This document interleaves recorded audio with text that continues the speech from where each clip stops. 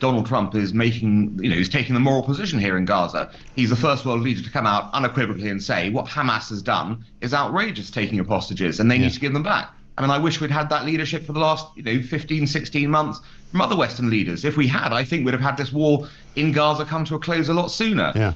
Trump is heaping on the pressure on Hamas, the side who need to give the concessions here, rather than on Israel, the side who European leaders love to put pressure on in order to bring, a conflict that was forced upon Israel to a close. So I think he's right to do that. And also, we look at the tactics he's used here. Some people think his Gaza Riviera plan is mad, but what it's done is provoked the Arab countries into taking responsibility for this problem for the first time. Yes. As you said, Mike, they've come up with a plan, quite a major plan in terms of reconstructing Gaza. And they've done it only because he promised a more radical plan.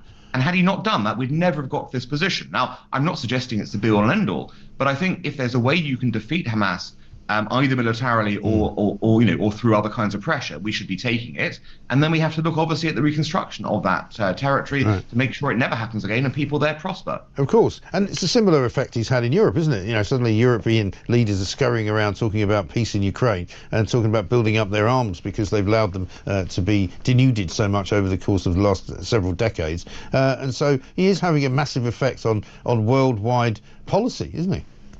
Yes, absolutely. I mean, and this is extraordinary if you think about it, that so early in the Trump administration, Europe was talking about taking its defense seriously. Now, again, I don't like the subtext of it, i.e. the idea that America might be abandoning Europe or leaving NATO. That is not, where we want to be. But it has had the effect of forcing Europe for the first time in decades to say, actually, it's been morally wrong anyway for us to be riding on American coattails on defense. We are rich countries. We can afford, with great histories, of course, we can afford our own defense. We need to provide for our own defense because this is a reminder that actually, ultimately, defense always begins at home, and you have to have your country's national interest, put first. And on defense spending, that means taking that seriously. We haven't done it for a long time. It's time we did.